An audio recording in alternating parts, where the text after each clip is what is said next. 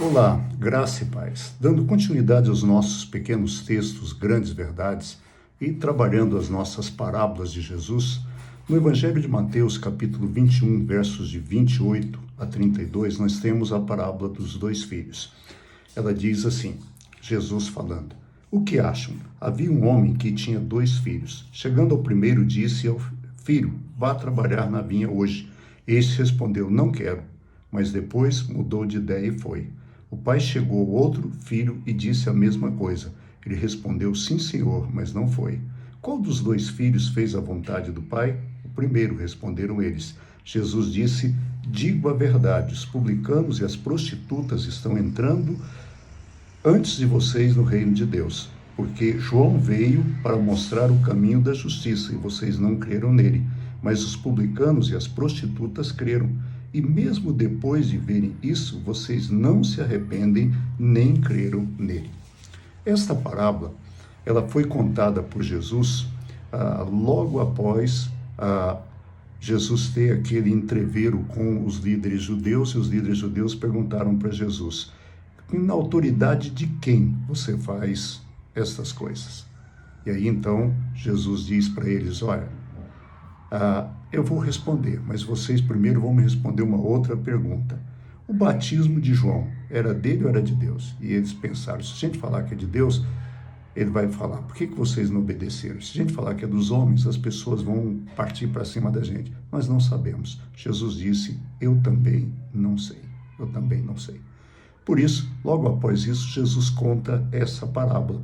E essa parábola, ela é uma aplicação direta do texto de Tiago, capítulo 1, verso 22. Tiago diz: tornai-vos, pois, praticantes da palavra e não somente ouvintes, enganando-vos a vós mesmos. Quando Jesus faz a pergunta, ele conta a parábola, ele pergunta: qual dos dois você acha que fez a vontade do Pai? Ele obriga os líderes religiosos a tomarem uma posição. Ele obriga os líderes religiosos a se posicionarem. E diante desse posicionamento é que Jesus continua a história. E Jesus deixa isso muito claro para eles. Jesus diz o seguinte: olha, João veio para os judeus, mas os judeus não receberam.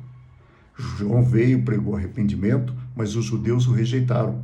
E não só rejeitaram a João, mas também rejeitaram a Jesus. E aí, esse segundo filho representa exatamente esse povo que falava da lei, que conhecia a lei, mas que rejeitava aquele que for enviado em nome da lei. Essas pessoas são o segundo filho.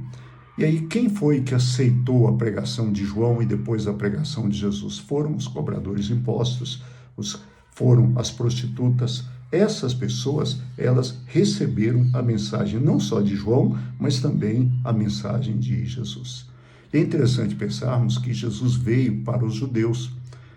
Como o apóstolo Paulo diz, a salvação era dos judeus, mas os judeus não quiseram.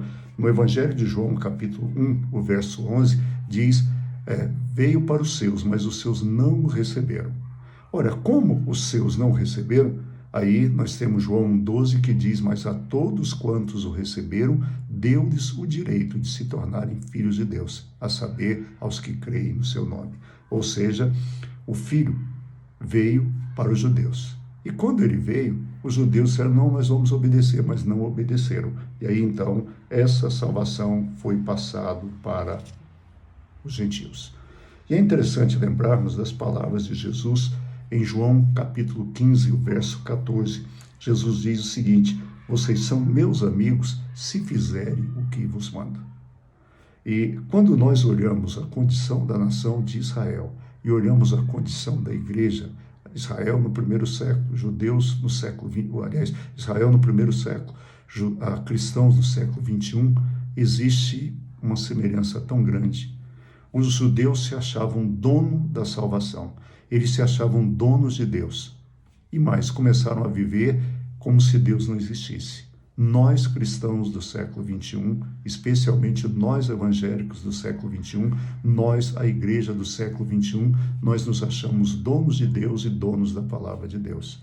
Nós achamos que nós somos o suprassumo de tudo. mas não obedecemos mais ao Senhor. E olha, assim como a salvação foi passada dos judeus para os gentios, Jesus pode fazer o mesmo. Ele pode excluir a sua igreja e buscar outro povo que o receba. Por isso, devemos entender isso, que a obediência é melhor do que o sacrifício. Obedecer a Deus é melhor do que sacrificar. Obedecer a Deus é amá-lo sobre todas as coisas e viver para a honra e glória do seu santo nome. Por isso, cuidado. Não diga que obedece como o filho, mas o segundo filho, e não obedeça. É melhor, às vezes, uma rebeldia antes e uma obediência depois. Que Deus nos abençoe. Amanhã Renato estará com vocês e eu volto na quarta-feira com mais uma parábola, se Deus quiser. Fique em paz.